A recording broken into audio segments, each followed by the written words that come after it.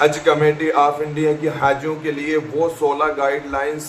जो हाजी फॉर्म भरते वक्त इकरार करते हैं, एतराफ़ करते हैं कि हम हज कमेटी ऑफ इंडिया की पूरी गाइडलाइंस पर अमल करेंगे। तो 16 गाइडलाइंस इस वीडियो में हम आपको बताएंगे, इसे आखिर तक ज़रूर देखिए, वीडियो को लाइक कर दीजिए और अगर चैनल पर नए हैं तो चैनल को ज़रूर सब्सक्राइब कर लीजिए। जी हाँ दोस्तों, हज कमेटी ऑफ इंडिया की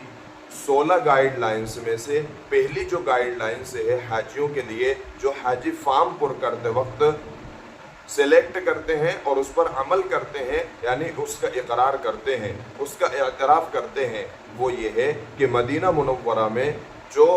सऊदी हुकूमत की तरफ से रहने की जो जगह हैं, वो जगह अगर उन्हें मरकज़ी जगह पर मिलती हैं यानी दरमियान में मिलती हैं, या गैर मरकज़ी जगह पर मिलती हैं यानी साइड में या दूसरी जगह पर, वो जहाँ चाहे सऊदी हुकूमत हाजियों को रहने के लिए जो जगह सिलेक्ट करती है, जो जगह मुंतखब करती है, हाजियों को वहीं पर रहना होगा। तो ये हाजी एतराफ़ करता है कि हाँ, मैं सऊदी हुकूमत की जो गाइडलाइंस है और जो मंजूरी सऊदी हुकूमत की तरफ से मिलती है हाजियों को रहने के लिए, मैं उस पर अमल करूँगा। इसी वजह से कुछ हाजी मदीना मुनव्वरा जाते हैं और कुछ हाजी हिंदुस्तान से डायरेक्ट जद्दा से होते हुए मक्कतुल मुकर्रमा जाते हैं। तो ये गाइडलाइंस है। और दूसरी जो गाइडलाइंस है, जो हाजी हज का फॉर्म पुर करते वक्त इकरार करता है, वो ये है कि मैं हज करने के लिए बिल्कुल फिट हूँ और मुझे कोई बीमारी नहीं है, मुझे कोई मुतअद्दी बीमारी यानी ऐसी बीमारी जो दूसरे में फैले, ऐसा वायरस जो दूसरे में मुतासिर हो, दूसरे में फैले, ऐसी बीमारी मुझे नहीं है। अगर इस तरह की कोई बीमारी हाजियों को लायक होती है तो हज कमेटी ऑफ इंडिया कुछ ऐसी सूरतें हैं जिन सूरतों में हाजियों के हज को रद्द कर सकती है, उस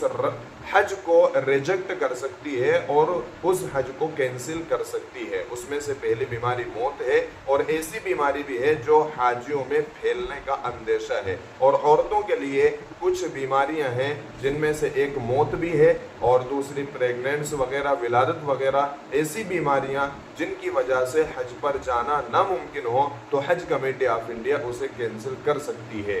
तीसरी जो गाइडलाइंस है, हज कमेटी ऑफ इंडिया हज फॉर्म करते वक्त जो एतराफ़ करता है हाजी, उसमें से तीसरी गाइडलाइंस ये है कि मेरे ऊपर किसी तरह का कोई केस नहीं है और अदालत की तरफ से मेरे ऊपर कोई ऐसी रोक नहीं लगी हुई है कि मैं हज करने से रुक जाऊं। तो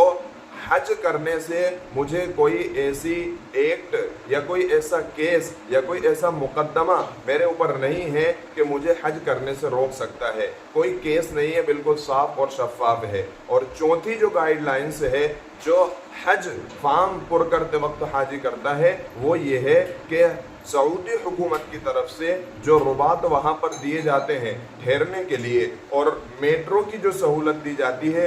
हाजियों के सामान को ट्रांसपोर्ट करने के लिए, हाजियों के सामान को इधर से उधर ले जाने के लिए और हाजियों के सफ़र करने के लिए, वो हाजी एतराफ़ करता है कि अगर मुझे वहाँ पर ये सहूलत नहीं मिली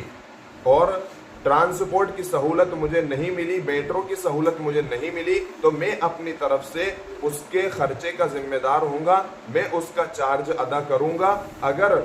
सहूलत मिल गई तो बहुत अच्छी बात है, अगर नहीं मिली तो मैं अपनी तरफ से उस मेट्रो का चार्ज अदा करूंगा, ट्रांसपोर्ट का चार्ज अदा करूंगा। यह हज कमेटी ऑफ इंडिया की गाइडलाइंस है जो हज के फॉर्म के पुर करते वक्त हाजी एतराफ़ करता है और उसको सिलेक्ट करता है, उस पर राइट का निशान लगाता है।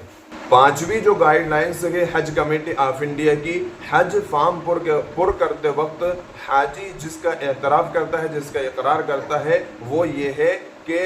मेरे वीज़े की जो फ़ीस है वो मैं अदा करूँगा। हज कमेटी ऑफ इंडिया की जानिब से जो भी वीज़ा फ़ीस होगी, वीज़े की जो फ़ीस होगी, जो पेमेंट होगा, और सऊदी हुकूमत की तरफ से हज अथॉरिटी ने जो आयद किया है, वीज़े की कीमत जो आयद की है, वीज़े का जो पेमेंट मुंतखब किया है और वीज़े की जो कीमत सऊदी हुकूमत की तरफ से मुतय्यन की गई है, मैं वीज़े की फ़ीस और वीज़े की कीमत अदा करने के लिए तैयार हूँ। हज कमेटी ऑफ इंडिया की जानिब से छठी जो गाइडलाइंस है, हाजी हज फॉर्म पुर करते वक्त जो एतराफ़ करता है, जो इकरार करता है, वो ये है کہ मेरे पास कोई ऐसी ममनू चीज़ नहीं होगी जिस पर सऊदी हुकूमत की तरफ से कोई जुर्माना आयद हो। अगर मेरे पास कोई ऐसी चीज़ पकड़ी गई कि सऊदी हुकूमत उस पर जुर्माना आयद कर सकती है तो मैं खुद उसका जिम्मेदार होगा, हज कमेटी ऑफ इंडिया उसकी कोई जिम्मेदार नहीं होगी। जैसे गुटखा वगैरह, जिनसी तेल वगैरह और कोई ऐसी चीज़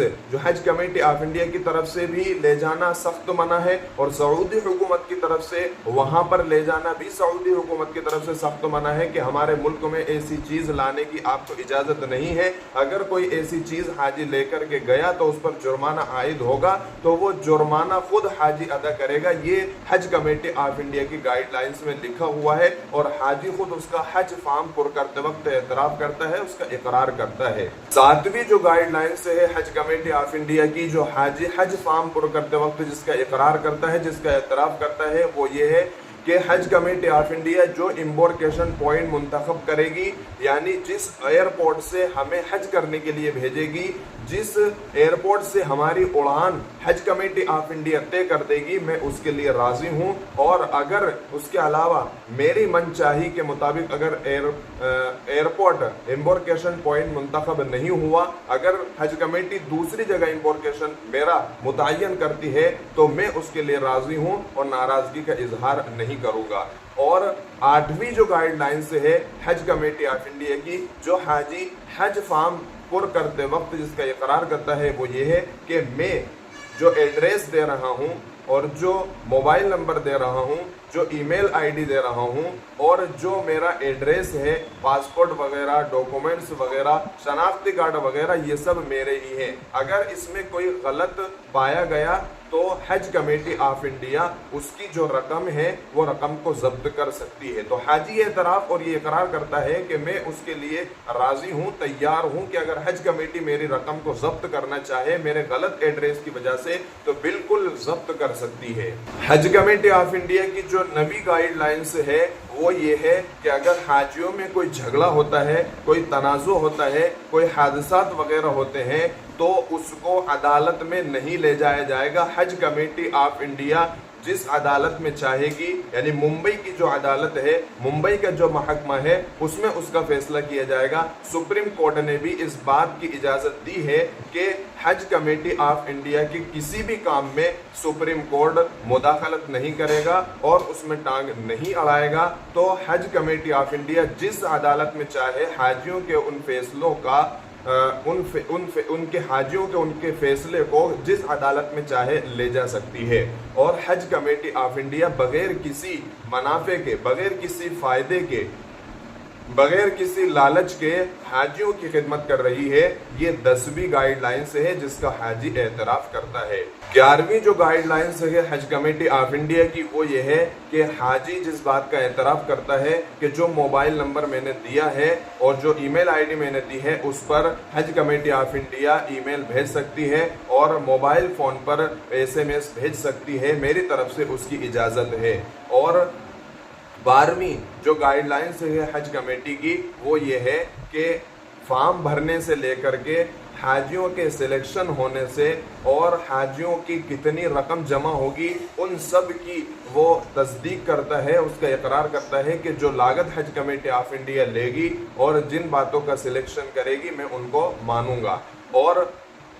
जहां जिस एयरपोर्ट से चाहेगी हज कमेटी ऑफ इंडिया मुंतखब कर सकती है। और वैक्सीनेशन को लेकर भी हाजी इकरार करता है और जितनी भी ज़रूरियात की चीज़ें हैं हज कमेटी ऑफ इंडिया जिसको चाहे रद्द करने का इख्तियार रखती है और हज कमेटी ऑफ इंडिया जिसको चाहे जिस बात को लेकर चाहे सिलेक्ट करने का अधिकार रखती है। और सऊदी हुकूमत की तरफ से भी जो भी ज़वाबित हैं और जो भी कानून हैं और जो भी गाइडलाइंस हैं उन तमाम गाइडलाइंसों को फॉलो करता हूँ। ये हज कमेटी ऑफ इंडिया की गाइडलाइंस है जो हज के फॉर्म के पुर करते वक्त हाजी इसका इकरार करता है, जिसका एतराफ़ करता है। हज कमेटी ऑफ इंडिया की आखिरी गाइडलाइंस जो हाजी हज के फॉर्म के पुर करते वक्त जिसका एतराफ़ और इकरार करता है वो ये है کہ جو حاجی 65 سال سے زیادہ عمر کے ہیں ان کے ساتھ وہ حاجی جا سکتا ہے حج ادا کرنے کے لیے جس نے حج کمیٹی سے پہلے حج کر لیا ہے، اور اس خاتون کے ساتھ بھی حج کرنے کے لیے جا سکتا ہے جس خاتون نے پہلے حج کمیٹی سے حج نہیں کیا ہو۔